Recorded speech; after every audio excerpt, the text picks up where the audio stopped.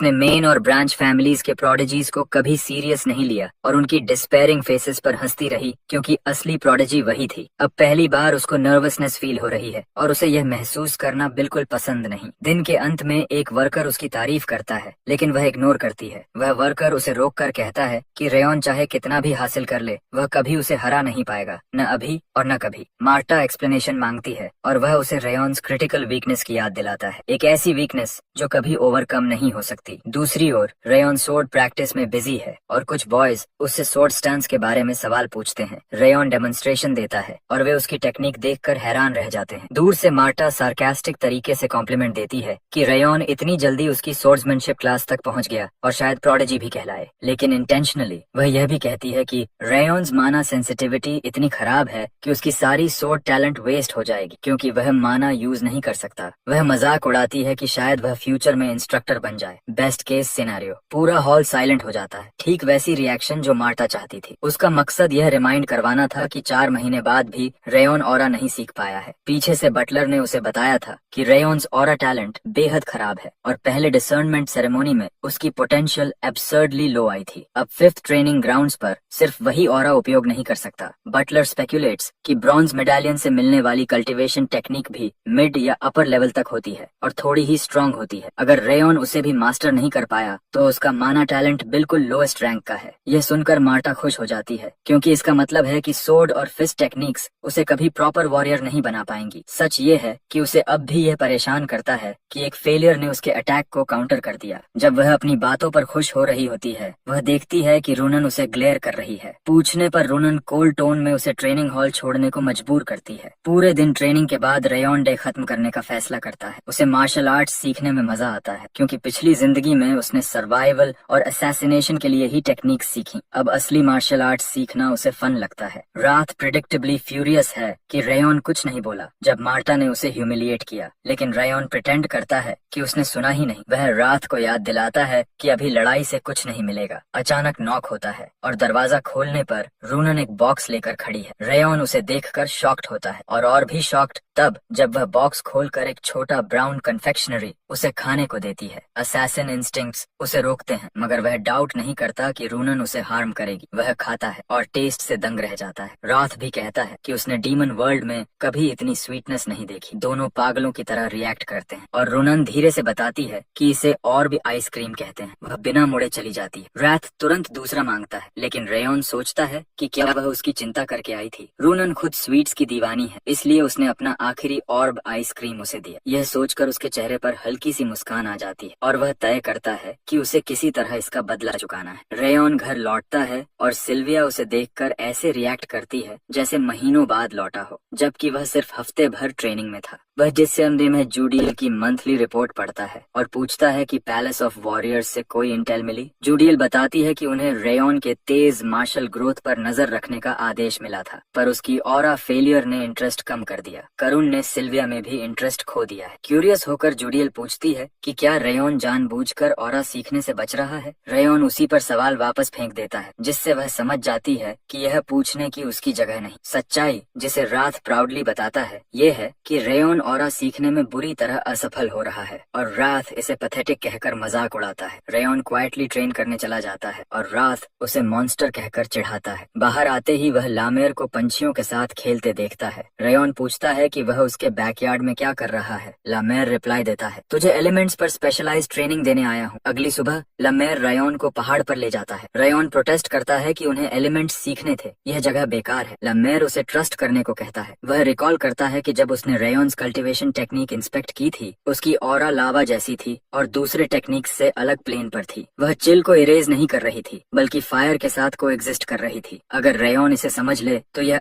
Extraordinary होगा। वे एक जगह पहुंचते हैं जो रेयॉन को जंगल के बीच लगती है। लामेर ब्लाइंडिंग स्पिरिचुअल फोर्स छोड़ता है और रेजर शार्प विंड क्रिएट होती है। लामेर समझाता है कि विंड के कई टाइप्स हैं, वार्म, कोल्ड, शार्प, एंड उसने वह विंड चुनी जो किसी भी चीज को काट सके। अब रेयॉन की बारी है। उसे सोचना है कि वह कैसी आग चाहता है, क्योंकि उसकी माना फ्लेम थ्रोन है। अंत में लामेर उसे एक जगह ले जाता है जिसे वह उसके लिए परफेक्ट मानता है। वे एक बुजुर्ग ब्लैकस्मिथ के घर पहुंचते हैं जो लामेर को मजाक में टॉन्ट करता है। यही वह जगह है जहां नॉर्थ की सबसे हॉटेस्ट और सबसे सिंसियर आग आग जलती है। बुजुर्ग पूछता है कि वह किसे लेकर आया है। लमेर कहता है लॉर्ड सेगट का ग्रैंडसन। बुजुर्ग अनइम्प्रेस्ड रहता है। रेयन फर्नेस की आग देखकर मेस्मराइज्ड हो जाता है। यह वही फ्लेम है जिसे वह जिंदगी भर जानता था। अपने पिछले जीवन में उसने आग के कई रूप देखे, पर इस किलन की हीट और इंटेंसिटी वही इमेज है जिसकी उसे तलाश थी। बुजुर्ग रफ टोन में कहता है उसका नाम वल्कन है। रेयन की पुरानी जानकारी से वल्कन महाद्वीप का मास्टर ब्लैकस्मिथ है जिसका नाम दुनिया भर में गूंजता है। कहा जाता है कि उसने ग्लेन सेगार्ट की लेजेंडरी तलवार हेवेंस रिनाउन बनाई थी। हमारा लड़का झुककर अपना परिचय देता है और महान वल्कन से मिलकर सम्मान व्यक्त करता है। उसकी शालीनता देखकर वल्कन सोचता है कि कहीं लमेर ने इसके बारे में कुछ बताया तो नहीं। लमेर इनकार करता है और बताता है कि वल्कन सेगार्ट का रिटायर्ड मास्टर ब्लैकस्मिथ है जो पिछले दशक से इन फ्लेम्स को फीड कर रहा है। यही एक जगह है जहां रेयन वास्तव में आग को महसूस कर सकता है। जब लामेर परमिशन के लिए रिक्वेस्ट करता है, वल्कन सुझाव देता है कि वे वर्कशॉप जाएं, मगर लामेर प्रोटेस्ट करता है क्योंकि रेयन्स कल्टीवेशन टेक्निक को दूसरों के सामने दिखाना खतरनाक होगा जब तक वह उसे मास्टर न कर ले। वल्कन पूछता है क्यों, और जवाब मिलता है रेयन सिल्विया का बच्चा है। यह सुनते ही वल्कन का ध्यान अचानक तेज हो जाता है। रेयन गंभीरता से कसम खाता है कि वह उसके काम में बाधा नहीं बनेगा और आग को महसूस करने का मौका मांगता है। एक क्षण की चुप्पी के बाद वल्कन बताता है कि वह गोल्डन कोल बना रहा है जो व्हाइट या ब्लैक कोल से कई गुना शक्तिशाली हीट पैदा करता है और इसी कारण वह दशक भर यहाँ रहा। वल्कन अनुमति दे देता है, बस एक शर्त पर, वह उसके काम में दखल न दे। बाहर निकलते ही लमेर आश्चर्य जताता है कि वल्कन ने इतनी आसानी से हाँ कर दी। जब लमेर उसे हाई क्वालिटी शराब का लालच देता है, वल्कन साफ बताता है कि उसने रेयन के लिए यह फेवर नहीं किया। जब बच्चा अंदर आया, किलन की फ्लेम्स अचानक बहुत गर्म हो गईं और हीट इतनी तेज बढ़ी कि कोल खराब हो सकता था। इसकी वजह ये कि आग को प्रज्वलित करने की शक्ति उस बच्चे की सांसों में भी है और वल्कन सोचता है कि शायद वही उसकी लाइफ लॉन्ग ड्रीम पूरी कर सकता है। अगले 7 महीनों तक रेयन रेगुलरली वल्कन की किलन जाता रहा और फ्लेम्स की छवि पर ध्यान करता रहा जब तक उसे समझ नहीं आ गया कि वह किस प्रकार की आग चाहता है। लोग कहते हैं कि फायर सबसे शक्तिशाली और भयावह एलिमेंट है, लेकिन जिस दिन उसे नियंत्रित कर लिया जाए वह सबसे स्थिर बन जाता है। फिर भी रेयन अभी तक गोल्डन फ्लेम्स आर्ट की एनर्जी अवेकन नहीं कर पाया। लमेर की बात उसे याद आती है, जिस आग की तुम तलाश कर रहे हो उसकी छवि सोचो। दारुस को मारने और सिल्विया को मेन फैमिली में वापस लाने का लक्ष्य सोचकर उसे एहसास होता है कि उसे ऐसी फ्लेम चाहिए जो उसकी राह रोशन करे और कभी बुझ न सके। अचानक उसके सामने उज्जवल फ्लेम फूट पड़ती है और उसकी एनर्जी उसके शरीर में सीप होने लगती है। रेयन कंसंट्रेशन बढ़ाता है और फ्लेम को कैप्चर करने की कोशिश करता है। तभी रात उसके मन को चीरते हुए इनसाइड घुस जाता है, याद दिलाते हुए कि उसका प्लान यही था। रेयन के सबसे वल्नरेबल क्षण में उसका शरीर हथियाना। रेयन फ्रीज होने लगता है। समय के गुजरने ने उसे इस डीमन की असली नेचर भूलवा दी थी। उसके शरीर में टूटने जैसा दर्द फैलता है। आगे बढ़े तो मरे, कल्टीवेशन रोके तो भी मरे। अब उसके पास सिर्फ एक ऑप्शन है, ऑरा मैनिफेस्ट करना, वरना वह खत्म हो जाएगा। वातावरण भयावह है और रात लगातार टॉन्ट कर रहा है कि उसकी कोशिशें बेकार हैं। उसकी चेतना धुंधली होने लगती है और रात कहता है कि उसका शरीर और आत्मा अब डीमन वर्ल्ड की संपत्ति है। तभी रात कोल और किलन का जिक्र करता है और वह रेयन को अंतिम संकेत देता है। रेयन समझता है उसे प्रकृति की माना नहीं बल्कि किलन की हीट वाली माना अब्सॉर्ब करनी होगी। जितनी गर्म उतनी डिवाउरिंग, जितनी डिवाउरिंग उतनी उसकी। जैसे ही वह यह करता है, किलन क्रैकल और एक्सप्लोड होने लगती है। वल्कन स्टन्ड है, हीट ऐसी कभी नहीं बढ़ी। वह देखता है कि रेयन कांप रहा है, जबकि इतनी हीट में ठंड का कोई ट्रेस नहीं होना चाहिए। उसके शरीर पर फ्रॉस्ट जमी है, जैसे कोई असंभव शक्तियां टकरा रही हों। वल्कन उसे छूने का सोचता है, लेकिन लामेर लाइटनिंग स्पीड से आकर रोक देता है। वल्कन प्रोटेस्ट करता है, वह मर जाएगा। लामेर जवाब देता है, अगर तुमने उसे छुआ तो वह तुरंत खून उगलकर मर जाएगा। वह ट्रांस में है और हम कुछ नहीं कर सकते। दोनों असहाय खड़े देखते हैं। ट्रांस में रात रेज में चिल्ला रहा है कि यह होपलेस है। रेयन रिफ्यूज करता है। उसका पिछला जीवन अंधेरे, धोखे और डर में बीता था। इस बार उसका मानना सिंपल है, वह मरने वाला नहीं जब तक उसने अपना रास्ता खुद न बनाया हो। हीट तेज होती जाती है और ऐसा लगता है किलन इसे सहन नहीं कर पाएगी। सारी माना एक जगह इकट्ठी होने लगती है। लमेर महसूस करता है रेयन अब्सॉर्ब कर रहा है सारा माना। अंततः टग ऑफ वॉर खत्म होता है। रेयन फ्लेम पकड़ लेता है और उसी क्षण आग का विस्फोट छत उड़ा देता है। एक्सप्लोजन के बाद धूल बैठती है। दोनों आदमी चिंता में उसका नाम पुकारते हैं, कोई जवाब नहीं। फिर फ्लेम्स के बीच से रेयन बाहर निकलता है बिना किसी चोट के। उसकी पीठ पर गोल्डन फ्लेम्स नाच रही हैं, ऐसी फ्लेम्स जो उन्होंने कभी नहीं देखी। सिस्टम स्क्रीन पॉप होती है। रेयॉन ने गोल्डन फ्लेम आर्ट हासिल कर लिया है। शुरुआत से 2 स्टार, साथ ही फायर रेजिस्टेंस मिली। कर्स ऑफ बिटर फ्रॉस्ट के 2 स्ट्रैंड्स मेल्ट हुए और उसकी टेरेबल स्टैमिना गायब हो गई। सिर्फ इतना नहीं,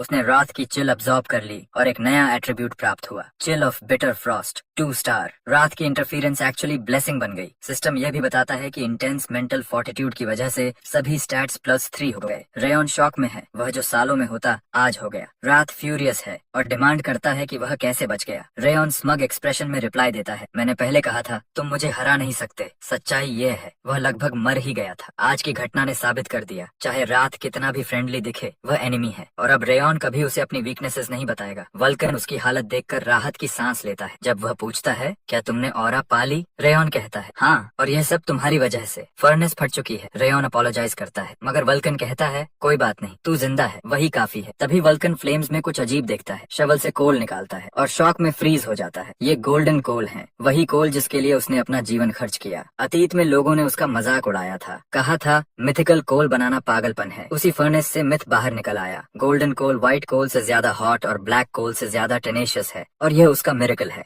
आखिरकार दशकों से जिस चीज को बनाने के लिए उसने अपनी जिंदगी समर्पित कर दी थी, वह वल्कन को रेयॉन की वजह से मिल गई। जब राउंड ने विरोध किया कि उसने तो कुछ भी नहीं किया, वल्कन ने समझाया कि उसकी माना कल्टीवेशन की वजह से कीलन के अंदर आग भड़क उठी। जैसे ही उसने सांस छोड़ी, लपटें खिल उठीं और हीट पूरी वर्कशॉप के हर कोने में फैल गई। अंत में बूढ़े आदमी ने रेयॉन से पूछा कि वह किस तरह का वॉरियर बनना चाहता है। रेयॉन ने कहा कि वह हर हाल में स्टेडफास्ट रहना चाहता है, चाहे सामने कोई भी हो या वह किसी भी सिचुएशन में क्यों न फंसा हो। उसका जवाब वल्कन को हैरान कर देता है, खासकर इसलिए क्योंकि वह एक बच्चे के मुंह से निकला था। इसलिए वल्कन उससे कहता है कि अगर वह सच में 3 या 5 साल बाद भी उतना ही स्टेडफास्ट रहा, जब वह आखिरकार सोर्ड वील्ड कर सकेगा तो उससे मिलने आए। वह गोल्डन कोल्स को उसी दिन के लिए बचा कर रखने वाला था जिस दिन रेयॉन उसे ढूंढने आएगा। हालांकि वल्कन रिटायर हो चुका था, फिर भी वह रेयॉन के लिए एक एक्सेप्शन बनाने को तैयार था और उसकी सोर्ड बनाने में मदद करने का इरादा रखता था।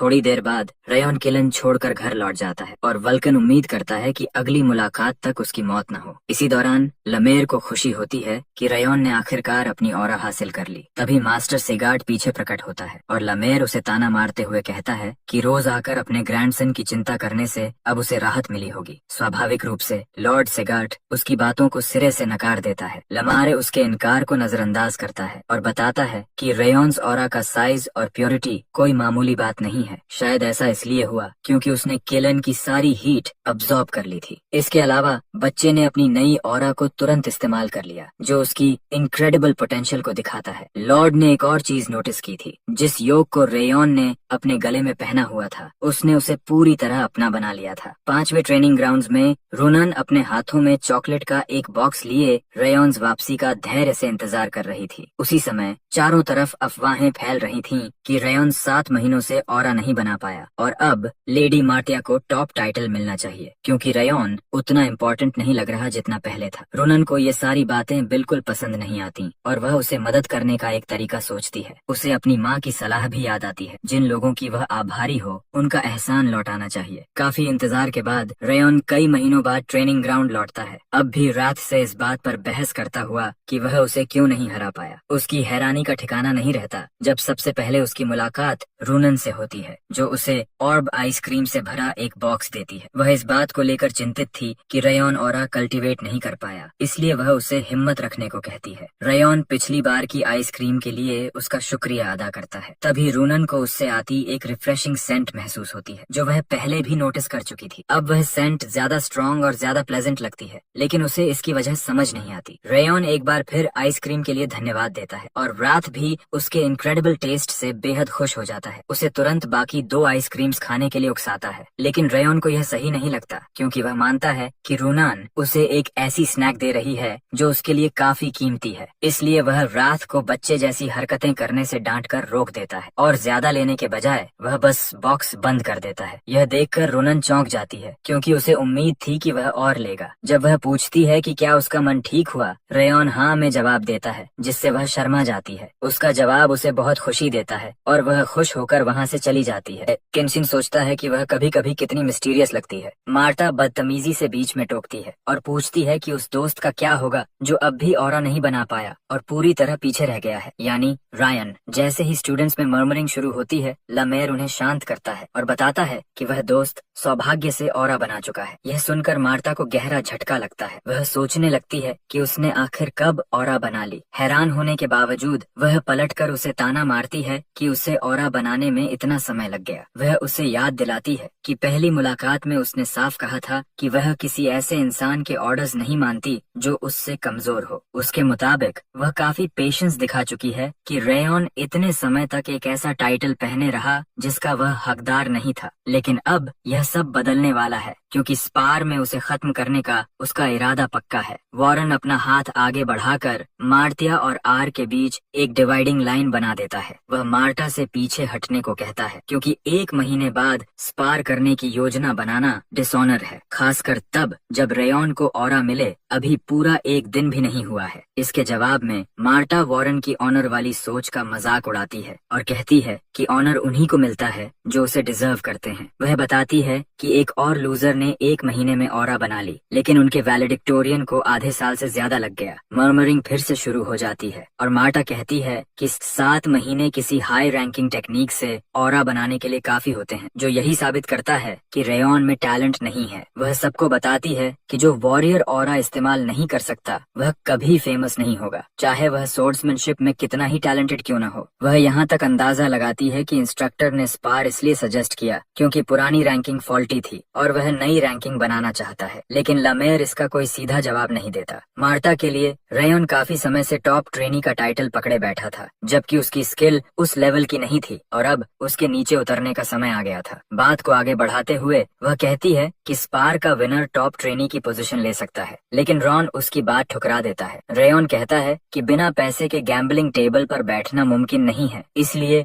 जब वह बराबर की वैल्यू ऑफर नहीं कर रही तो वह अपनी पोजीशन दांव पर क्यों लगाए। हार मानने के बजाय मार्ता कहती है कि शायद उसे लगता है कि यहाँ मौजूद हर कोई उसके लेवल का है। तभी रायन उससे पूछता है कि क्या वह डर रही है। उसके शब्द उसे भड़का देते हैं और वह उसका खेल खेलने का फैसला करती है क्योंकि यह आखिरी खेल होगा जो उसे खेलने को मिलेगा। उसे बेड पर लाने के लिए वह 9 ब्लॉसम्स पिल ऑफर करती है जो उसके पिता ने उसे दी थी। यह एक ऐसा एलिक्सर था जो फिजिक और ऑरा दोनों को बढ़ाता है। अगर रेयॉन जीतता है, उसकी ऑफर रेयॉन्स चेहरे पर मुस्कान ले आती है और वह व्राथ को याद दिलाता है कि उसने कहा था कि वह उसे मार्टा से कुछ हासिल करके कुछ ज्यादा एक्साइटिंग दिखाएगा। 1 महीने बाद स्पारिंग का समय आ जाता है और मार्टा खुश होती है कि आखिरकार वह एहसान चुका सकती है। उसने कभी किसी से मार नहीं खाई थी, न ही बैक एलीज में, और जब रेयॉन ने उसे मारा था वह पहली बार था जब कोई सफल हुआ था। 8 महीने बाद उसे उस ह्यूमिलिएशन का बदला लेने का मौका मिल रहा था। चूंकि रेयॉन ने सिर्फ 1 महीने पहले ही ऑरा इस्तेमाल करना सीखा था, उसे पूरा यकीन था कि स्पारिंग उसके लिए वॉक इन द पार्क होगी क्योंकि वह 3 साल से ऑरा इस्तेमाल कर रही थी। उसके लिए साफ था कि रेयॉन में कोई पोटेंशियल नहीं है, लेकिन फिर भी उसे याद रहता है कि उसे तेजी से स्ट्रांग बनाना होगा क्योंकि किसी को रेस्क्यू करना अभी बाकी है। जैसे ही वह आगे बढ़ती है वह पूरी सर्टेनिटी के साथ बढ़ती है कि आज रेयॉन्स एंड है। मैच के दिन बाकी बच्चों को फाइट देखने के लिए कहा जाता है ताकि वह उनके स्पारिंग में मदद कर सके और वे अपनी स्ट्रेटेजी बना सकें। सबसे पहले वॉरेन और डोरियन को बुलाया जाता है, लेकिन डोरियन फाइट शुरू होने से पहले ही फॉरफिट कर देता है, जिससे लामेर हैरान रह जाता है। डोरियन बहाना बनाता है कि उसकी तबीयत ठीक नहीं है, वह बहुत सिक महसूस कर रहा है और उसे पूरी रात नींद नहीं आई। हमेशा की तरह चिड़चिड़ा रात कहता है कि अगर डोरियन उसका सबॉर्डिनेट होता तो उसका सिर जमीन पर लुढ़क रहा होता। लामेर को साफ दिखता है कि डोरियन बहाने बना रहा है, इसलिए वह उसे ट्राई करने को कहता है क्योंकि हारने पर भी उसे कुछ न कुछ सीखने को मिलेगा। सोर्ड फाइट जल्द ही खत्म हो जाती है। डोरियन जमीन पर गिर जाता है और सरेंडर कर देता है। इस बीच लामेर इशारा करता है कि वॉरेन अब भी अपनी इमोशंस कंट्रोल नहीं कर पा रहा है और अगर वह ठीक से लड़ता तो 5 मूव्स के अंदर फाइट जीत जाता। दूसरी तरफ वॉरेन डोरियन पर अपनी फ्रस्ट्रेशन निकालता है क्योंकि वह पूरी फाइट में बस भागता रहा और उसने ठीक से लड़ाई ही नहीं की। इसके बाद अगला नाम पुकारा जाता है, रूनन और क्रेन। क्रेन, वही क्रेन जिसे पहले रेयॉन से समस्या रही थी। जैसे ही फाइट शुरू होती है, क्रेन तेजी से पहला अटैक करता है। रुनन उसे डॉज नहीं करती, बल्कि अपनी सोर्ड से सीधा काउंटर अटैक करती है। उसका काउंटर अटैक इतना सटीक होता है कि क्रेन की सोर्ड उसके हाथ से उड़ जाती है, जिससे वह चौंक जाता है। इससे पहले कि फाइट आगे बढ़े, लमेयर लड़ाई रोक देता है और अपना असेसमेंट देता है। वह बताता है कि क्रेन बहुत ज्यादा टेंस है और सोर्ड पकड़ते समय उसे ज्यादा फ्लेक्सिबिलिटी चाहिए। दूसरी ओर रुनन का काउंटर अटैक काफी अच्छा था, लेकिन उसने अपनी ऑरा को सोर्ड के आखिरी सिरे तक नहीं पहुंचने दिया। इसके बाद अगली जोड़ी को बुलाया जाता है और आखिरी जोड़ी होती है रेयॉन और मार्टा।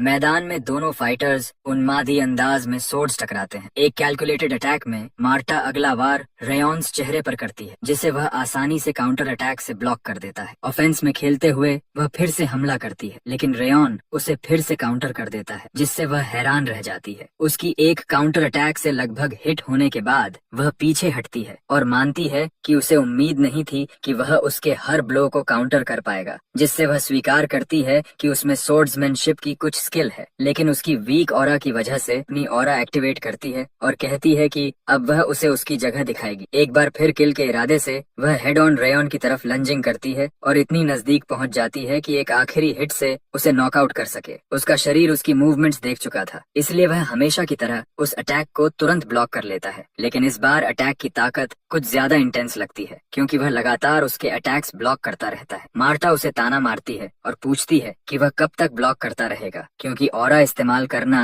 सोर्ड्समैनशिप से भी ज्यादा इनेट टैलेंट मांगता है। जैसे जैसे बैटल और फियर्स होती जाती है, वह दोहराती है कि जो इंसान 7 महीने में अपनी छोटी सी ऑरा भी नहीं बना पाया, वह कभी वॉरियर नहीं बन सकता। जब वह उसे क्रश करने से पहले गिव अप करने को कहती है, तभी रेयॉन पहली बार ऑफेंस में जाता है और उसे अटैक ब्लॉक करने पर मजबूर कर देता है। उसकी टैलेंट और फैमिली की टैलेंट वाली बातें उसे थकाने लगती हैं, लेकिन वह मजाक करती है कि ऐसा इसलिए है क्योंकि उसके पास कोई टैलेंट नहीं है। इस पॉइंट तक रायन ने अब तक अपनी ऑरा इस्तेमाल नहीं की थी, इसलिए वह वादा करती है कि अब वह उसे असली टैलेंट दिखाएगी। इसके बजाय रायन कहता है कि वह उसे टैलेंट से भी ज्यादा इम्पोर्टेंट चीज दिखाएगा। तभी एक चमकदार गोल्डन फ्लेम उसे घेर लेती है और वह आखिरकार अपनी ऑरा एक्टिवेट करता है। यह नजारा मार्टा को हक्का बक्का कर देता है, क्योंकि रायन मिलियन फ्लेम आर्ट्स की फर्स्ट फ्लेम एक्टिवेट करता है। अभी भी स्टन्ड होकर वह सोचती है कि ये फ्लेम्स आखिर हैं क्या, और उसे एहसास होता है कि यह आग डेंजरस है, क्योंकि यह ऑर्डिनरी नहीं लगती। यह फायर उसके लिए टेरिफाइंगली ब्यूटीफुल है, लेकिन साफ तौर पर मिस्टीरियस भी है। उसके माथे पर पसीना उभर आता है और वह अपनी सोर्ड और कसकर पकड़ लेती है, पीछे हटने को बिल्कुल तैयार नहीं। हालात गंभीर होते देख वह अपना ट्रम्प कार्ड इस्तेमाल करती है। Solid stone stands focal point.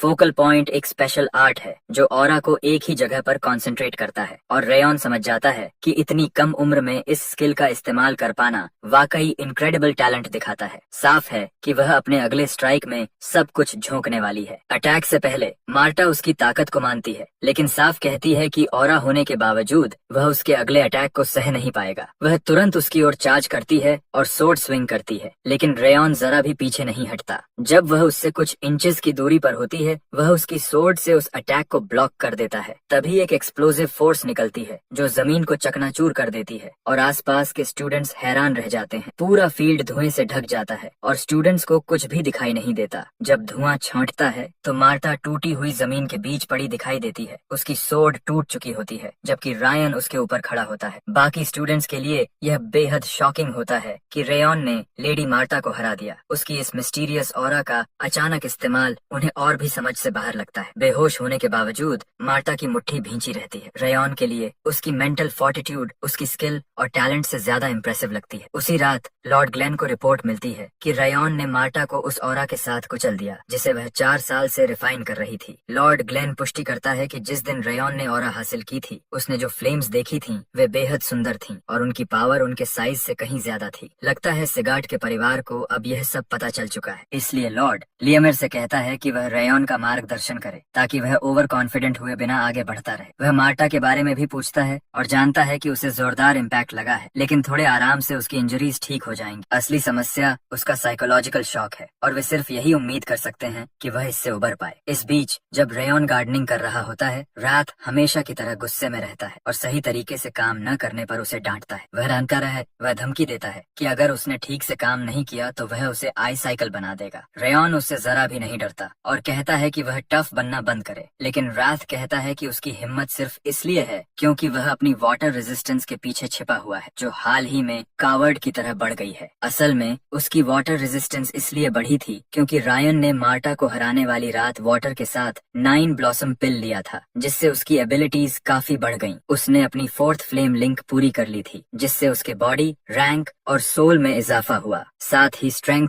Constitution और डेक्सटेरिटी भी बढ़े। उसकी पूर एथलेटिक एबिलिटी गायब हो गई, पूर माना एफिनिटी सुधर गई और वाटर रेजिस्टेंस बढ़ गई। सटीक तौर पर कहें तो उस पिल ने उसकी सारी मेहनत को सरफेस पर ला दिया था। बहुत कुछ बढ़ा था, लेकिन जो सबसे ज्यादा स्टैंड आउट करता था वह वाटर रेजिस्टेंस थी, जो 4 स्टार्स तक पहुंच गई थी। उसी की वजह से वह रात के ज्यादातर रेज को क्यूट टैंट्रम्स की तरह टाल पा रहा था। आज उसका आखिरी डे ऑफ था, इसलिए वह घर आया था फूलों की देखभाल करने और थोड़ा आराम करने के लिए। काम करते हुए भी रैथ उसे लगातार कोसता रहता है और मिट्टी को पतला करने का सही तरीका बताता रहता है। जब रात शिकायत करता है कि उसे स्पेड की बजाय हाथों से मिट्टी छांटनी चाहिए ताकि न्यूट्रिएंट रिच डर्ट फूलों तक पहुंचे, तो रेयॉन सोचने लगता है कि उसे ये सब इतना अच्छे से कैसे पता है। दरअसल डीमन वर्ल्ड में रात ने एक फ्लावर बेड को आइस फ्लावर से भर दिया था और दूसरे डीमंस ने उसकी तारीफ की थी और वह इस बात को बार बार दोहराना बंद नहीं करता रही। अचानक मार्तिया वहाँ आ जाती है और आर उससे पूछता है कि वह यहाँ क्या कर रही है। जवाब देने के बजाय वह उसे ऊपर से नीचे तक देखती रहती है और सोचती है कि गार्डनिंग करना कितना चाइल्डिश है। हालांकि वह जानती है कि वह आम तौर पर अपनी उम्र जैसा बिहेव नहीं करता। तभी वह अचानक ऐलान करती है कि वह उससे फिर से लड़ना चाहती है। रायन को लगता है कि हार न मान पाना काफी पैथेटिक है, लेकिन वह विरोध करती है और कहती है कि वह सिर्फ यह जानने आई है कि वह किस रैंक पर खड़ी है। उसके शौक के लिए वह उससे पूछता है कि उसे इससे क्या मिलेगा, क्योंकि विनर को चैलेंज करने के लिए लूजर को कुछ लेकर आना चाहिए। जब वह जोर देती है कि लड़ने के लिए पेमेंट की जरूरत नहीं होती, तो वह उसका ऑफर ठुकरा देता है। यह उसे परेशान कर देता है क्योंकि वह उससे लड़ने पर अड़ी हुई थी। उसे गुस्सा दिलाने के लिए उसके फूल कुचलने का ख्याल आता है, लेकिन जल्द ही उसे पता चलता है कि उसे फूलों से खास लगाव नहीं है। वह बस अपनी माँ के लिए उनकी देखभाल कर रहा था और यह बात उसे और चिढ़ा देती है। आखिरकार वह जाने का फैसला करती है, लेकिन तभी सिल्विया बाहर आती है और रेयॉन का स्वागत करती है। वह उससे पूछती है कि उसकी नई दोस्त कौन है, मार्टा की ओर इशारा करते हुए। सिल्विया समझ लेती है कि मार्तिया शायद ट्रेनिंग में बनी रेयॉन्स नई दोस्त है, लेकिन मार्तिया उसे पहचान लेती है। वह वही औरत थी जो प्यार में घर छोड़कर गई थी और फिर अपने बच्चे की जान बचाने के लिए लौटी थी। मार्टा को अजीब लगता है, लेकिन अपने प्यारे बच्चे को बचाने का उसका साहस उसे बहादुर लगता है। दुर्भाग्य से लगता है सिल्विया ने मार्टा को पहले देखा था, इसलिए वह उसे पहचान लेती है और अपना परिचय देती। रेयॉन इस बातचीत से टेंस हो जाता है और साफ कर देता है कि वे दोस्त नहीं है और उसे रोकने की कोशिश करता है। इसके बावजूद सिल्विया मार्टा के पास जाती है और रेयॉन से हुई फाइट के बाद उसकी सेहत के बारे में पूछती है। मार्टा बताती है कि वह ठीक है, जिससे सिल्विया को राहत मिलती है। सिल्विया बताती है कि उसने सुना था कि उसके बड़े भाई डेनियर ने एक टैलेंटेड बच्चे को अडॉप्ट किया है और लगता है वह बच्चा जितना टैलेंटेड है उतना ही सुंदर भी है। अचानक मिली इस अटेंशन से मार्ता शर्मा जाती है। सिल्विया उससे पूछती है कि वह उनके घर क्यों आई है। असहज मार्तिया झूठ बोलती है कि वह एक मैसेज देने आई थी और जाने की कोशिश करती है, लेकिन उसे पता नहीं होता कि वह बड़ी मुसीबत में फंसने वाली है, क्योंकि सिल्विया उसका हाथ पकड़ लेती है और जोर देती है कि वह उनके साथ खाना खाए। वह कहती है कि रेयॉन्स दोस्त को बिना हॉस्पिटैलिटी दिखाए जाने नहीं दिया जा सकता। विरोध करने के बावजूद मार्ता खुद को रेयॉन और सिल्विया के साथ डाइनिंग टेबल पर बैठा पाती है। रेयॉन अपनी आंखों पर यकीन नहीं कर पाता, क्योंकि उसने कभी नहीं सोचा था कि वह दिन भी आएगा जब मार्ता इतनी ओबीडियंट होकर बैठेगी। इस बीच सिल्विया उसे बताती है कि रायन को मीट स्ट्यू बहुत पसंद है। उनकी बातचीत जारी रहती है और जल्द ही सिल्विया को पता चलता है कि मार्तिया रायन से 1 साल बड़ी है और उसकी उम्र 15 साल है। सिल्विया उसे माँ जैसा स्नेह देती है और उसकी ट्रेनिंग के बारे में पूछती है। जब मार्तिया खाना खा रही होती है, सिल्विया उसे बताती है कि उनके यहाँ का मीट मेन हाउस जितना अच्छा नहीं है और थोड़ा टफ हो सकता है, इसलिए वह प्यार से उसे थपथपाती है और कहती है कि धीरे धीरे खाए ताकि पेट में दर्द न हो। सिल्विया सिल्विया के ये शब्द मार्तिया को कुछ याद दिला देते हैं, वही बातें जो उसकी माँ उसे बहुत छोटी उम्र में कहा करती थी। खाना खत्म करने के बाद वह सिल्विया को स्वादिष्ट भोजन के लिए धन्यवाद देती है और जाने लगती है। सिल्विया, जो खुश होती है कि उसे खाना पसंद आया, कहती है कि उसे उम्मीद है कि वह और रेयॉन अच्छे दोस्त बने रहेंगे। इस दौरान रेयॉन अब भी समझ नहीं पा रहा होता कि मार्ता इतनी शांत क्यों है, जबकि कुछ देर पहले ही वह उससे लड़ने आई थी, और उसे पूरा यकीन होता है कि उसने कहीं सिर तो नहीं मार लिया।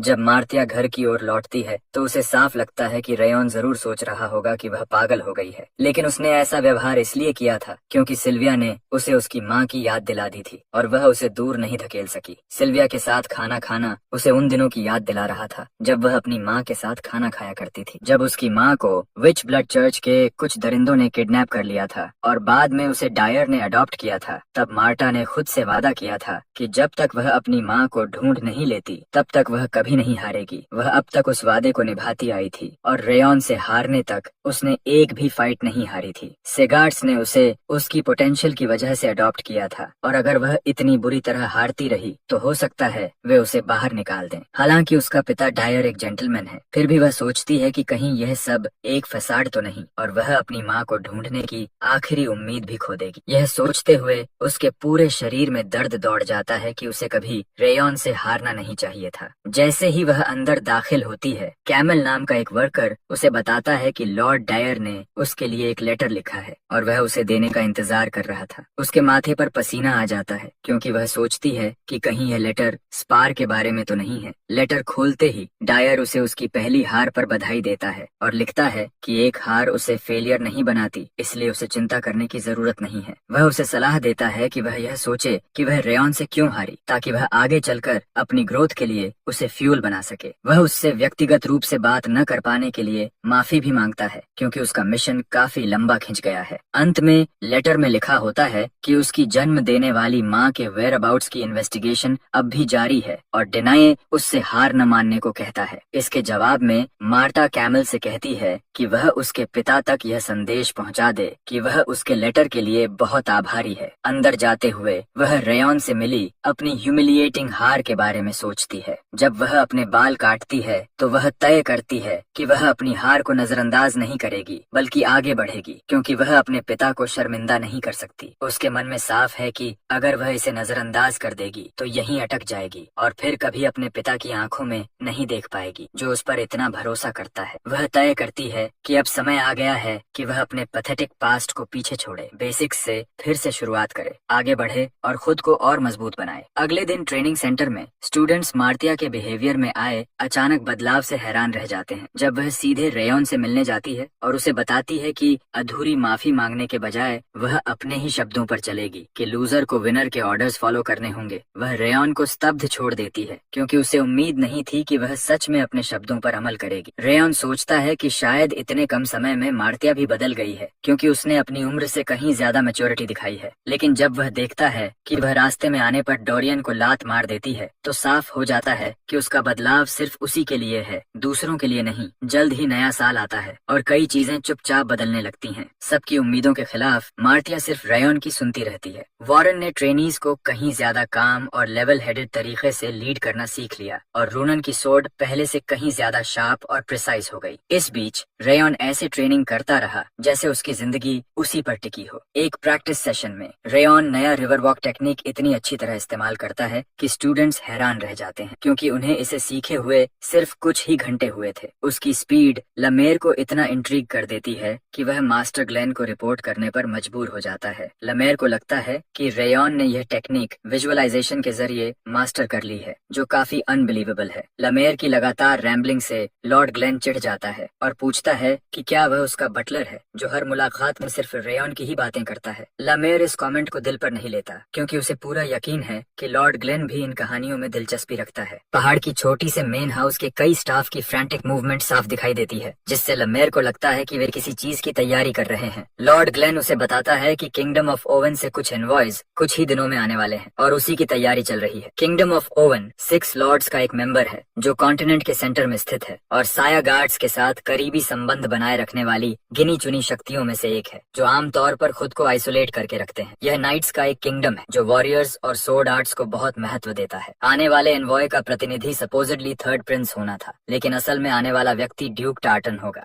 एक साइको के रूप में पहचानता है। लॉर्ड ग्लेन ला मेयर को निर्देश देता है कि ट्रेनी और सभी ट्रेनिंग ग्राउंड्स को डिसिप्लिन बनाए रखना होगा, क्योंकि थर्ड प्रिंस अपने साथ ओवन के नाइट्स इन ट्रेनिंग को लाएगा, जो ट्रेनीज और इंस्ट्रक्टर्स को ऑब्जर्व करना चाहेंगे। इस हालात में शार्ट्स को किसी भी तरह से डिसग्रेसफुल नहीं दिखना चाहिए। यह बात लमेर की क्यूरियोसिटी बढ़ा देती है, क्योंकि ओवन का थर्ड प्रिंस भी लगभग रेयॉन्स उम्र का ही है और उसे लगता है कि यह काफी एंटरटेनिंग साइट हो सकता है। उसका अजीब एक्सप्रेशन देखकर लॉर्ड ग्लेन को चिंता होती है कि वह कुछ प्लान कर रहा है, लेकिन वह ठीक से समझ नहीं पाता। जब ला मेयर लौटता है तो वह ट्रेनीज को बताता है कि उसी दिन थर्ड प्रिंस की मौजूदगी में किंगडम ऑफ ओवन के नाइट्स इन ट्रेनिंग के साथ स्पारिंग सेशंस होंगी। अचानक मिली इस जानकारी से ट्रेनीज हिल जाते हैं, लेकिन ला मेयर उन्हें याद दिलाता है कि एक वॉरियर को सोर्ड स्विंग करने के लिए हमेशा तैयार रहना चाहिए, चाहे वह अभी अभी बिस्तर से ही क्यों न उठा हो। जब स्टूडेंट्स आपस में मर्मरिंग करते हैं तो पता चलता है कि ओवन का प्रिंस तो 6th ट्रेनिंग ग्राउंड्स में जाने वाला था। वे सोचते हैं कि अचानक यह बदलाव क्यों हुआ। दरअसल कुछ समय पहले ला मेयर चुपके से थर्ड प्रिंस से मिला था, जब उसने 6th ट्रेनिंग ग्राउंड्स की एक अनइम्प्रेसिव विजिट की थी, और ला मेयर ने उसे सुझाव दिया था कि अगर समय मिले तो 5th ट्रेनिंग ग्राउंड्स आए, यह वादा करते हुए कि वह उसे असली ताकत दिखाएगा। साफ था कि लमारे ने जानबूझकर कंपटीशन की जानकारी उसी दिन दी थी। थोड़ी ही देर में प्रिंस ओवन और उसके नाइट्स इन ट्रेनिंग ग्राउंड में दाखिल होते हैं। Third Prince ग्रियर do oven trainees से अपना परिचय देता है। जब रेयॉन ग्रियर को देखता है तो उसकी उम्र के हिसाब से उसकी ताकत और सिर्फ एक नजर में महसूस होने वाली उसकी प्रेजेंस उसे हैरान कर देती है। लमेर, जो साफ तौर पर रेयॉन को ग्रियर के खिलाफ खड़ा करना चाहता है, उससे पूछता है कि क्या वह प्रिंस के साथ स्पार करने को तैयार है। इस बीच रेयॉन सोचता है कि प्रिंस के खिलाफ जाना रिवर वॉक टेक्निक और इग्निशन सोर्ड आर्ट्स के कोऑर्डिनेशन को टेस्ट करने का अच्छा तरीका होगा। वह तुरंत हाँ कह देता है, जिससे लमेर खुश हो जाता है और अपनी तरफ से लड़ने के इच्छुक 20 ट्रेनीज को भेज देता है। फाइट से पहले लमेर लड़कों को यह भी बताता है कि उसने अपनी पूरी सैलरी उनके जीतने पर बेट लगा दी है, इसलिए या तो वे जीतें या हारने पर मरने के लिए तैयार रहें। स्टूडेंट्स घबरा जाते हैं, लेकिन आखिरकार रेयॉन्स लीडरशिप में लड़ने के लिए इकट्ठा हो जाते हैं। फाइट शुरू होने से पहले रेयॉन अपने टीममेट्स से कहता है कि वे अपने ओपोनेंट्स के कांपते हुए हाथों पर ध्यान दें, जिससे उन्हें पता चलता है कि भले ही वे अपनी फैंसी यूनिफॉर्म्स में सीधे खड़े हों, लेकिन वे भी उतने ही नर्वस हैं। वह उन्हें याद दिलाता है कि उनकी ट्रेनिंग की इंटेंसिटी 6 लॉर्ड्स और 5 डीमंस से किसी भी तरह कम नहीं है, और उन्होंने ट्रेनिंग में जो ब्लड और स्वेट बहाया है वह जरूर उनके रिजल्ट्स में दिखेगा। उसके शब्दों से टीम का कॉन्फिडेंस तेजी से बढ़ता है, क्योंकि वह उन्हें पूरी ताकत से लड़ने और ओपोनेंट्स को दिखाने के लिए प्रेरित करता है कि वे क्या कर सकते हैं। चूंकि वैनगार्ड ट्रेनीज के मोराल को बढ़ाने में सबसे अहम होगा और उसके लिए एक स्ट्रॉन्ग कार्ड चाहिए जो पक्की जीत दिला सके,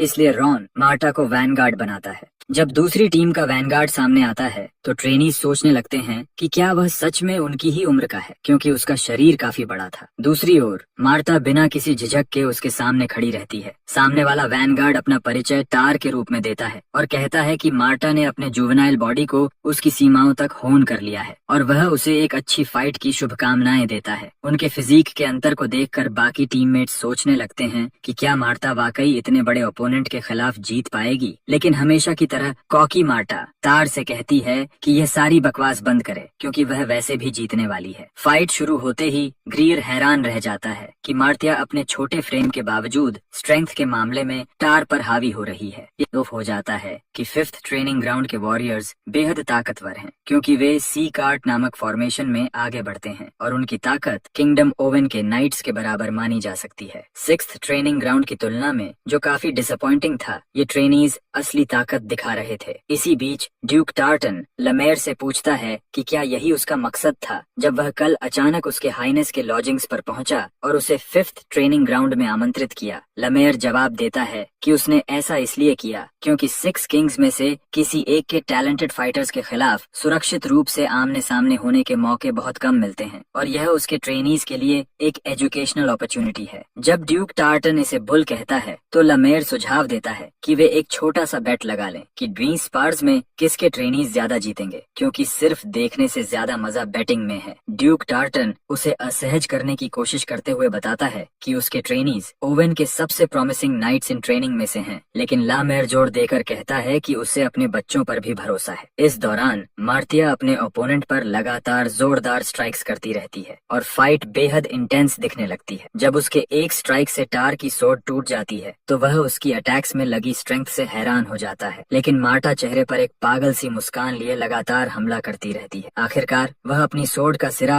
टार के पेट में मारती है और उसे पीछे की ओर उछाल देती है, जिससे वह मैच जीत जाती है। आसपास मौजूद सभी लोग फाइट के नतीजे से हैरान रह जाते हैं और आर को आश्चर्य होता है कि मार्टा ने उनके स्पार के बाद अपनी टेक्निक को ज्यादा ग्रेसफुल या फ्लूइड बनाने के बजाय अपनी स्ट्रेंथ और स्पीड बढ़ाकर अपनी ओवरऑल पावर को और मजबूत किया है। हमेशा की तरह मार्टा अपने ओपोनेंट को ताना मारती है और उसकी फाइटिंग को पैथेटिक कहती है, क्योंकि उसकी प्राइमरी पावर स्ट्रेंथ होने के बावजूद उसने अपने स्ट्राइक्स में पूरी ताकत नहीं लगाई। जहां रेयन को यह फाइट काफी एंटरटेनिंग लगती है, वहीं रात इसे बेहद बोरिंग बताता है और कहता है कि डीमन रेल्म में यंगर डीमंस की स्पारिंग इससे कहीं ज्यादा फ्लॉलेस होती थी। इससे पहले कि वह अपनी बात पूरी कर पाए, रॉन ब्रेसलेट पर वार करके उसे चुप करा देता है ताकि वह सारा मजा खराब न कर दे। कुछ स्पार्स के बाद 10th स्पार रोनन और अडेलिया के बीच होता है। जैसे ही दोनों लड़कियां फाइटिंग फील्ड में पहुंचती हैं, अडेलिया रोनन की खाली आंखों को लेकर अपना डिस्डेन जाहिर करती है। वह जल्द ही अपनी फायरी ऑरा एक्टिवेट करती है, जबकि Ronan ice blue aura activate करती है। फाइट शुरू होते ही बेहद इंटेंस हो जाती है और उनकी टक्करों की शीर फोर्स से पूरा अरीना धुएं से ढक जाता है। अडेलिया को पता चले बिना रोनन उसके पीछे पहुंच चुकी होती है और तेजी से उस पर हमला करने के लिए कूदती है। जैसे ही अडेलिया काउंटर अटैक करने के लिए मुड़ती है, रोनन उसकी आंखों के सामने फेड हो जाती है। वह सोचने लगती है कि क्या यह सिर्फ एक इल्यूजन था। तभी रोनन फिर से उसके पीछे प्रकट होती है और अपनी सोर्ड उसकी गर्दन पर रख देती है, उसे पूरी तरह ऑफ गार्ड पकड़ते हुए क्योंकि अगर यह असली फाइट होती तो अडेलिया मारी जा सकती थी। इसलिए रोनन को 18th मैच की विनर घोषित किया जाता है। जब अडेलिया उसे जीत की बधाई देने की कोशिश करती है, रोनन उसकी ओर ध्यान नहीं देती और सीधे रेयन के पास जाकर पूछती है कि क्या उसने उसकी फाइट देखी। रेयन कहता है कि वह रिवर वॉक टेक्निक के साथ काफी कंफर्टेबल हो गई है और उसकी फाइटिंग की तारीफ करता है। इस पॉइंट पर राउंड की टीम के 9 विन्स हो चुके होते हैं, जबकि ओवन की टीम को 9 लॉसेस मिल चुकी होती हैं, जो लमेर के बैट के लिए काफी अच्छा था। 19th स्पार वॉरेन और सैरन कासल नाम के ओपोनेंट के बीच होता है। जब दोनों लड़के अपना परिचय देते हैं, रायन नोटिस करता है कि सैरन काफी स्ट्रांग है और प्रिंस को छोड़कर अब तक देखे गए सभी नाइट्स में सबसे ताकतवर लगता है। फाइट शुरू होते ही दोनों एक दूसरे की ओर दौड़ते हैं और स्ट्राइक करने की कोशिश करते हैं। दोनों की सोर्ड्स आपस में टकराती हैं और सैरन की पावर वॉरेन के बराबर निकलती है, जिससे दोनों के लिए एक पल के लिए भी गार्ड गिराना खतरनाक हो जाता है। अचानक जब दोनों एक साथ सोर्ड्स टकराते हैं तो दोनों की सोर्ड्स टूट जाती हैं और फाइट टाई पर खत्म होती है। जब वॉरेन वापस अपने स्थान पर आता है, रायन उसे भरोसा दिलाता है कि उसने अच्छा किया, खासकर दूसरी टीम के सबसे बेहतरीन ट्रेनी के खिलाफ। लेकिन इससे वॉरेन को कोई तसल्ली नहीं मिलती, क्योंकि उसे लगता है कि उसे जीतना ही चाहिए था, क्योंकि वह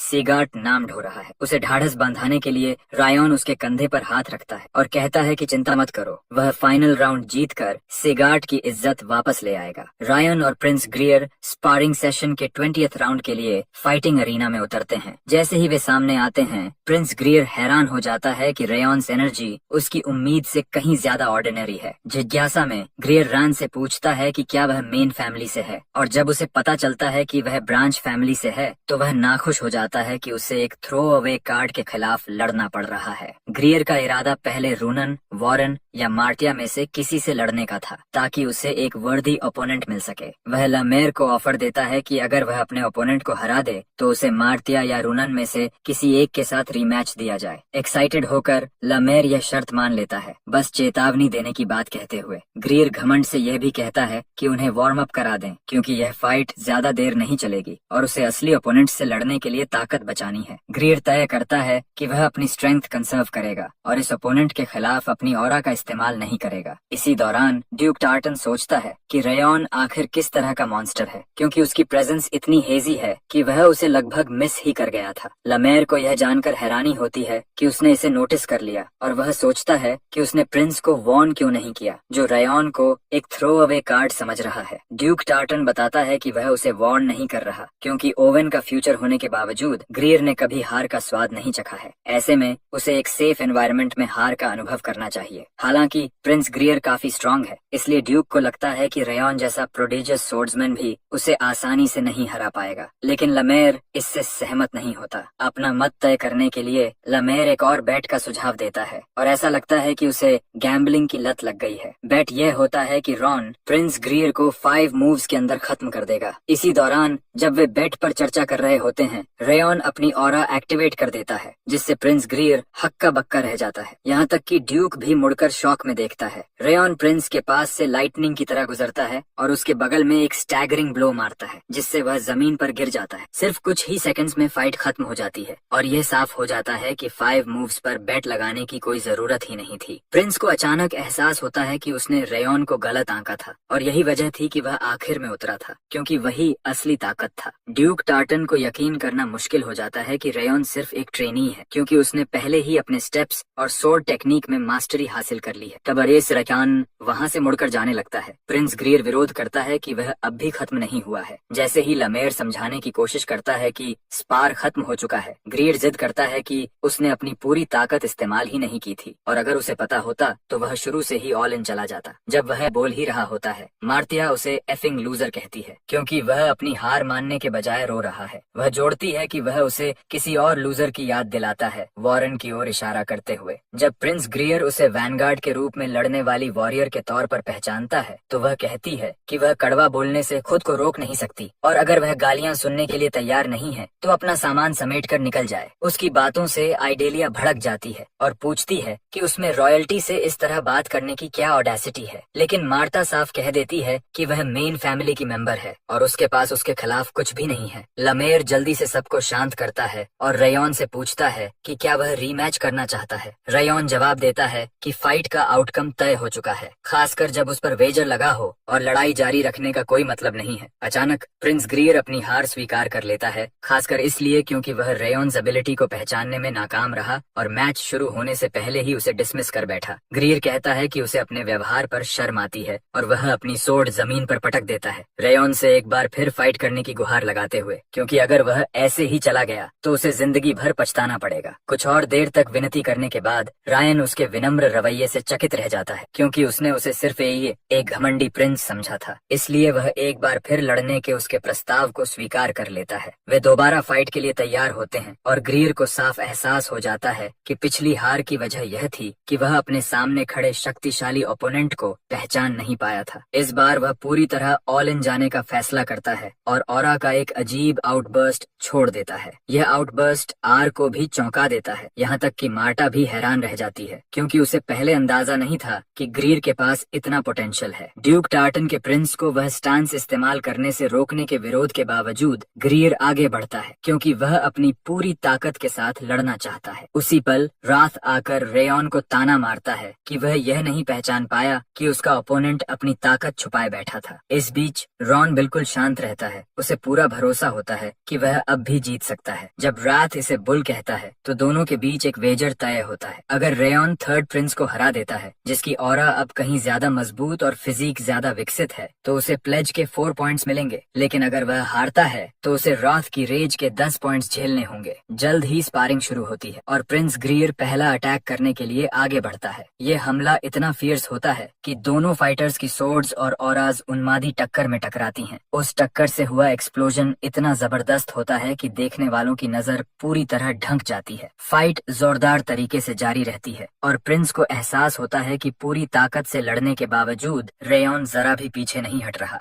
आखिरकार ग्रीर अपना सारा एनर्जी एक निर्णायक स्ट्राइक में झोंकने का फैसला करता है और अपनी पूरी शक्ति सोर्ड में खींचने लगता है। ग्रीर से निकलती एनर्जी देखकर साफ होता है कि यह उसका फिनिशिंग मूव है और वह सब कुछ अपने अगले स्ट्राइक में डालने वाला है। अपनी जिद की वजह से रेयॉन भी फायर का जवाब फायर से देने का फैसला करता है। अब तक वह प्रिंस के सारे मूव्स मेमोराइज कर चुका होता है। वह मिलियन फ्लेम्स आर्ट्स की फर्स्ट टेक्निक स्पिन स्टेप का इस्तेमाल करने का निर्णय लेता है, जो प्रिंस ग्रीयर को चौंका देता है। फायरी गोल्डन ऑरा देखकर ग्रीयर तुरंत रिएक्ट करता है ताकि वह हिट न हो जाए। दोनों फाइटर्स एक दूसरे की ओर बढ़ते हैं, एक फायरी ऑरा के साथ और दूसरा आइस लाइक फोर्स के साथ। जैसे ही वे मैदान के बीच पहुंचते हैं, उनकी सोर्ड्स और ऑराज टकरा जाती हैं। किसी तरह ग्रीयर अपने ओपोनेंट की ऑरा को पीछे धकेलने में सफल हो जाता है और उसे यकीन हो जाता है कि वह ज्यादा ताकतवर है। दूसरी ओर रेयॉन इस राउंड में थोड़ी मुश्किल में दिखता है। इसके बावजूद वह हार नहीं मानता और एक और जोरदार स्ट्राइक के साथ पलटवार करता है। यह वार इतना शक्तिशाली होता है कि ग्रीर की सोर्ड टकराते ही टूट जाती है। उसकी निराशा के लिए उसकी ऑरा भी पीछे धकेल दी जाती है और रेयॉन पीछे से डैश करते हुए उस पर अपना स्ट्राइक जमा देता है। एक बार फिर प्रिंस अपने घुटनों पर गिर जाता है और रेयॉन को विनर घोषित किया जाता है। घुटनों के बल बैठे हुए ग्रीर अपनी आंखों पर यकीन नहीं कर पाता, क्योंकि उसे पूरा भरोसा था कि स्ट्रेंथ और स्पीड में उसे बढ़त हासिल है। अजीब तरह से चेहरे पर मुस्कान के साथ उसे एहसास होता है कि रेयॉन के पास कोई स्टेप टेक्निक है जिससे वह उसकी ऑरा को काउंटर कर पाया। यह हार प्रिंस ग्रीर को यह समझा देती है कि दुनिया वाकई बहुत विशाल है। वह रेयॉन के पास जाकर दूसरी फाइट से उसे इतना कुछ सिखाने के लिए धन्यवाद देता है और इस बार अपनी हार स्वीकार करता है। रेयॉन भी गर्मजोशी से जवाब देता है और कहता है कि उसने भी बहुत कुछ सीखा है। प्रिंस ग्रीर शुरू में उसे डिसमिस करने के लिए माफी मांगता है। जब उसे पता चलता है कि रेयॉन सिर्फ 14 साल का है तो उसे यह जानकर मजा आता है कि वह टेक्निक और एटीट्यूड दोनों में खुद से छोटे सोर्ड्समैन से हार गया। अचानक प्रिंस ग्रीर अपने गले में लटका गोल्डन मेडालियन रेयॉन को थमा देता है। रेयॉन उसे लेने में हिचकिचाता है, लेकिन प्रिंस जोर देता है और बताता है कि यह इस बात का प्रमाण है कि वह उसकी किसी भी रिक्वेस्ट को पूरा करेगा, चाहे वह कुछ भी हो। रेयॉन सोचता है कि प्रिंस उसे इतनी कीमती चीज क्यों दे रहा है। ग्रीर समझाता है कि इस मैच ने उसका दिमाग साफ किया और उसे एक रियलाइजेशन तक पहुंचाया। उसके लिए ऐसे सोर्ड्समैन से हारना सौभाग्य की बात है। जाते समय प्रिंस ग्रीर रेयॉन को गुड लक कहता है और बताता है कि वह भी उसके जितना अच्छा बनने की दिशा में काम करने का आनंद लेगा। हार स्वीकार करने के बाद ग्रीर लमार को याद दिलाता है कि वेजर तय शर्त के मुताबिक उसी को मिलेगा। इस बीच रेयॉन्स पास्ट लाइफ में उससे उम्मीद की जाती थी कि वह मिशंस बिना कुछ पाए पूरे करे, इसलिए इस तरह कुछ मिलना उसके लिए थोड़ा असामान्य था। साफ था कि उसकी नई जिंदगी भी वैसी नहीं चलने वाली थी जैसी उसने सोची थी। उसी दिन बाद में प्रिंस ग्रीर लॉर्ड ग्लेन के साथ स्पार से मिली सीख साझा करता है। वह बताता है कि वह खुद को पिनेकल पर समझता था, लेकिन रेयॉन ने उसकी इस सोच को बदल दिया, क्योंकि रेयॉन एक फुली फ्लेज्ड वॉरियर की मिसाल था। भले ही प्रिंस ने 6 लॉर्ड्स में से 3 का दौरा किया हो और स्पारिंग में हिस्सा लिया हो, लेकिन उसने कभी रेयॉन के लेवल का ट्रेनी नहीं देखा था और उससे उसे बहुत कुछ सीखने को मिला। दरअसल वह किंगडम ऑफ ओवन लौटकर स्पारिंग से सीखी गई बातों को तुरंत लागू करने का इरादा रखता है। उसकी बातें लॉर्ड ग्लेन को इंट्रीग्ड करती हैं और आखिरकार वह उससे ओवन के किंग को यह बताने को कहता है कि उसके हाथों भेजा गया लेटर उसे मिल गया है। इसके कुछ समय बाद प्रिंस और उसका एनवॉय अपने किंगडम लौट जाते हैं इस्सारिंडे। रास्ते में ड्यूक टार्टन इस बात का जिक्र करता है कि प्रिंस ग्रीर ने अपनी छुपी हुई ताकत का इस्तेमाल किया और पेरिस सोर्ड आर्ट उस स्थिति के लिए शायद कुछ ज्यादा ही थी, क्योंकि थोड़ा छुपा कर रखना बेहतर होता। अजीब बात यह है कि प्रिंस इससे सहमत होता है। टार्टन इस बात से भी असहमत होता है कि उसने रेयॉन को वह टोकन दे दिया, लेकिन प्रिंस ग्रीर इस पर सहमत नहीं होता, खासकर इसलिए क्योंकि रेयॉन ने उसे रूडली डिसमिस किए जाने के बावजूद बेहद सम्मान दिया था और ऐसे कर्टिसी का बदला देना जरूरी था। रेयॉन के प्रदर्शन की ओर इशारा करते हुए, जो एक स्पेशल टेक्निक के लेवल का था, प्रिंस बताता है कि उसका गिफ्ट दरअसल एक तरह का इन्वेस्टमेंट था। हैरान ड्यूक उससे पूछता है कि वह इन्वेस्टमेंट से क्या मतलब ले रहा है। प्रिंस समझाता है कि अगर इतनी कम उम्र में रेयॉन इस लेवल की पावर और फोर्टिट्यूड दिखा सकता है तो वह जरूर ऐसा वॉरियर बनेगा जिसका नाम पूरे कॉन्टिनेंट में जाना जाएगा, भले ही वह ब्रांच फैमिली से ही क्यों न हो। प्रिंस के नजरिए से ऐसे व्यक्ति से कनेक्शन बनाना भविष्य में फायदेमंद हो सकता है। इतनी कम उम्र में इतना आगे सोच पाने की प्रिंस की क्षमता ड्यूक टार्टन को चकित कर देती है। प्रिंस जवाब देता है कि अगर पैलेस में इतना समय बिताने और किंग की विजडम से सीखने के बाद भी वह इतनी सी कैलकुलेशन न कर पाए तो उसे जीने का हक ही नहीं। यात्रा जारी रखते हुए प्रिंस ग्रीर यह सोचने से खुद को रोक नहीं पाता कि अगली मुलाकात तक रेयॉन कितना आगे बढ़ चुका होगा। इसी बीच मेन बिल्डिंग में लॉर्ड ग्लेन का बटलर लेयॉन टिप्पणी करता है कि लगता है लॉर्ड इस बात से खुश है कि किसी दूसरे नेशन के प्रिंस ने उसके ग्रैंडसन को एक्नॉलेज किया, लेकिन मास्टर उसे डांट देता है और कहता है कि वह बेकार की बातें कर रहा है। लेयॉन उसके चेहरे पर आई उस वार्म स्माइल की ओर इशारा करता है जो बहुत समय बाद दिखाई दी थी और प्रिंस ग्रीर द्वारा मास्टर रेयॉन्स नाम लेने के बाद उभरी थी। फिर भी लॉर्ड कहता है कि लेयन बूढ़ा हो गया है और गलत देख रहा है। उसका जवाब लेयन को हंसा देता है और वह आगे टटोलने से बचने के लिए बातचीत को ड्यूक टार्टन द्वारा लाए गए मैसेज की ओर मोड़ देता है। बताया जाता है कि प्रिंस ग्रीर द्वारा दिए गए लेटर के अलावा Duke tartan northern Lord of destruction के लिए एक अर्जेंट मैसेज भी पहले लाया था। यह मैसेज सीधे his royal highness lacross Albert du Owen second, king of Owen और 6 लॉर्ड्स में से सोर्ड किंग ऑफ साइलेंस की ओर से आया था। लॉर्ड लाक्रा का संदेश यह था कि 5 अम्ब्रे ने अपनी चाल चलनी शुरू कर दी है। कुछ समय बाद 5th ट्रेनिंग ग्राउंड्स में ट्रेनीज को किंगडम ऑफ ओवन के नाइट्स के साथ हुए पिछले स्पार में अच्छा प्रदर्शन करने के लिए सराहा जाता है। उनकी सफलता को देखते हुए लमेर तय करता है कि वे अब रेडी हैं और ऐलान करता है कि अगले हफ्ते वे एक स्पेशल ट्रेनिंग करेंगे। स्टूडेंट्स यह जानने के लिए उत्सुक हो जाते हैं कि यह स्पेशल ट्रेनिंग क्या होगी, लेकिन लामेर पहले ही बता देता है कि यह इतनी आसान नहीं होगी कि इसे सिर्फ ट्रेनिंग कहा जाए, क्योंकि वे फील्ड में उतरने वाले हैं। बताया जाता है कि इस फील्ड ट्रेनिंग में उन्हें खून देखना पड़ेगा। वे सीगार्ड की सदर्न टेरिटरी से थोड़ा आगे एक bandit stronghold snow tiger point में जाएंगे। ये बैंडेट्स नॉर्थ साउथ अलायंस से सेमी एसोसिएटेड हैं और माउंटेन पास से वसूले जाने वाले छोटे टोल पर गुजारा करते हैं, लेकिन हाल ही में उनका व्यवहार काफी ज्यादा ओवरबेयरिंग हो गया है। मर्चेंट्स से सामान लूटे जाने और कैजुअलिटीज की रिपोर्ट्स लगातार बढ़ रही हैं। जब स्टूडेंट्स रिपोर्ट सुनते हैं तो वे मान लेते हैं कि उनका मिशन इलाके से ब्रिगेंड्स को साफ करना होगा, लेकिन जल्दी ही उन्हें पता चलता है कि उनका मिशन इससे कहीं ज्यादा इंटेंस है। उन्हें बताया जाता है कि बैंडिट्स ने अपने हाइडआउट के दक्षिण में स्थित एक विलेज पर हमला किया, वहां मौजूद सभी लोगों का मैसेकर कर दिया, पूरे गांव को आग लगा दी और भाग निकले। इसी वजह से उनका नया मिशन स्नो टाइगर बैंडिट्स को ट्रैक करना और उन्हें पूरी तरह अनाइलेट करना है ताकि वे कंप्लेसेंट न बन सकें। लमेर यह भी जोड़ता है कि वे बैंडिट्स होने के बावजूद ऑरा यूजर्स के रूप में काफी मशहूर हैं। लमार उन्हें तैयारी करने को कहता है क्योंकि वे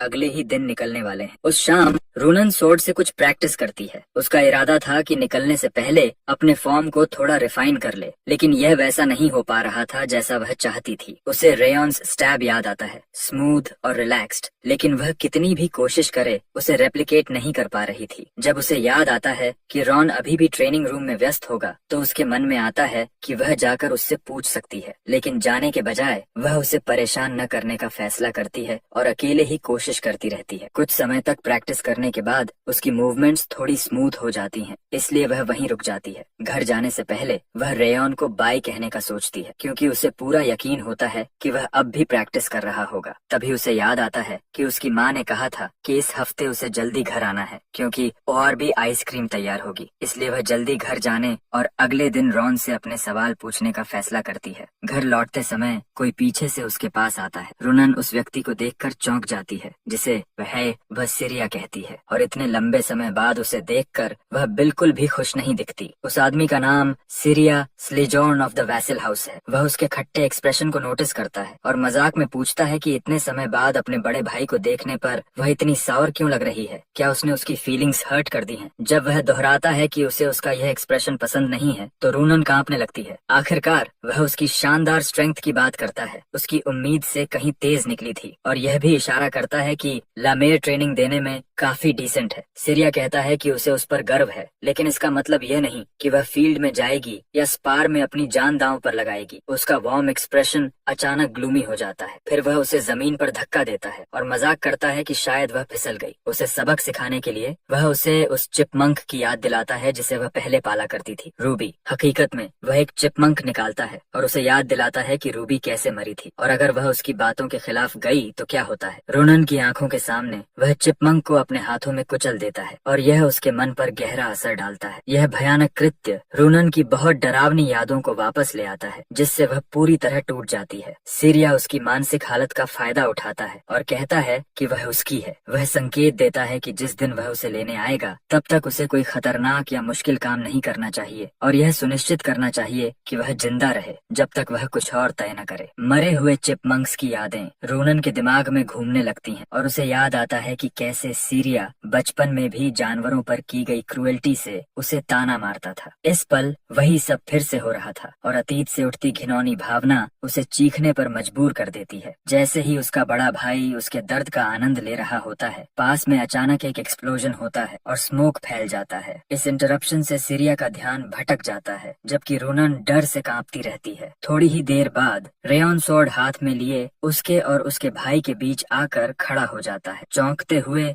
रॉन सीरिया से पूछता है कि वह आखिर है कौन। सीरिया बिना घबराए कहता है कि अचानक प्रकट होकर किसी का नाम पूछने से पहले अपना परिचय देना ज्यादा शालीनता होती है। स्पष्ट रूप से रॉन मानता है कि एली में किसी को रोकने वाले इंसान को ऐसा अधिकार नहीं मिलना चाहिए और वह समझता है कि वह कोई थीफ या मगर हो सकता है। ये बातें सीरिया को चिढ़ा देती हैं। वह कुछ पल ट्विच करता है और बताता है कि वह न तो रॉबर है और न ही कोई स्ट्रेंजर, बल्कि रूनन का बड़ा भाई है। हालात को लेकर अनिश्चित रायन रूनन की ओर देखता है, लेकिन वह अब भी कांप रही होती है और उसे यह बात सही नहीं लगती कि सीरिया सच में उसका बड़ा भाई हो सकता है। दूसरी ओर सीरिया दावा करता है कि उसने सिर्फ एक छोटा सा मजाक किया था, क्योंकि इतने समय बाद उसे देखकर वह खुश हो गया था और इसी वजह से वह ऐसे रिएक्ट कर गई कहता है। उसे यह नहीं पता होता कि रॉन ने उसके हाथों में चिपमंक को कुचलने की बीमार हरकत देख ली थी, जिसे वह मजाक कह रहा था। सीरिया कहता है कि वह तो सिर्फ एक टॉय था। अपनी बात साबित करने के लिए वह अपने साफ हाथ दिखाता है और कहता है कि उन पर कोई खून नहीं है, लेकिन रेयॉन समझ जाता है कि उसने अपनी ऑरा से फ्लैश और ब्लड को जला दिया था। सीरिया बताता है कि वह एक लॉन्ग टर्म असाइनमेंट पर जा रहा है और कुछ समय तक वापस नहीं आएगा। जाते समय वह रूनन के लिए जमीन पर एक डिजर्ट रख देता है। वह यह टिप्पणी करता है कि रूनन ने एक बहुत अच्छा दोस्त बना लिया है और उम्मीद करता है कि उनकी फ्रेंडशिप लंबे समय तक चले। अपने प्रैंक के लिए माफी मांगने के बाद वह चला जाता है और कहता है कि वह बाद में मिलेगा। इस बीच रेयॉन उसे अपनी पास्ट लाइफ से पहचान लेता है। स्लियोरिन फैमिली का सोर्ड्समैनशिप प्रोडिजी और उन ट्वेलर टाइटन्स में से एक, जिन्हें कॉन्टिनेंट की अगली जनरेशन का पिनिकल माना जाता है। वह स्पीयर एंड सोर्ड के नाम से मशहूर है। रेयॉन्स पास्ट लाइफ में उसने सिर्फ उसका नाम सुना था, लेकिन अब उससे मिलकर उसे एहसास होता है कि वह एक साइको है जो बेनेवोलेंट हीरो का अभिनय करता है। यह अनुभव उसे दारूस की याद दिलाने वाली घिनौनी गंध का एहसास कराता है। आखिरकार हमारा लड़का रूनन को उठने में मदद करता है और उसे उसकी कैरेज तक छोड़ने का वादा करता है। कैरेज तक पहुंचाने के बाद वह उसका शुक्रिया अदा करती है और वह उसे सलाह देता है कि देर तक जागे नहीं, क्योंकि वे अगले दिन निकलने वाले हैं। उस रात रूनन वह बॉक्स खोलती है जो उसका भाई उसके लिए छोड़ गया था। अंदर और भी आइसक्रीम भरी होती है, लेकिन आइसक्रीम उसे खुश नहीं कर पाती और वह बस सिसकते हुए कहती है कि उसका भाई लौट आया है और कुछ भी नहीं बदला। सालों पहले उसका पेट रूबी उसे चोट पहुंचा बैठा था, क्योंकि वह अपने बेबीज के दौरान सेंसिटिव थी। रूनन ने उसे समझाने की कोशिश की थी, लेकिन सीरिया भड़क गया। उसकी सफाई के बावजूद सीरिया ने उसका पेट मार डाला, यह कहते हुए कि वह उसकी है और उसे चोट लगने नहीं दी जा सकती। वह इतना कंट्रोलिंग था कि वह कहता था कि उसे चोट लगने की इजाजत नहीं है, सिर्फ सांस लेने की। उसने उसे यह धमकी भी दी थी कि अगर उसने माँ बाप को बताया तो वह सबको मार देगा, क्योंकि उसे फैमिली की जरूरत नहीं है, और वह सबको आग में जला देगा सिर्फ उसे छोड़कर। रूनन का हमेशा यही डर रहा कि अगर उसने मुंह खोला तो कोई न कोई जरूर घायल हो जाएगा, इसलिए उसने चुपचाप जीने का फैसला किया। उसके लिए सब कुछ ठीक था जब तक वह शांत रहती।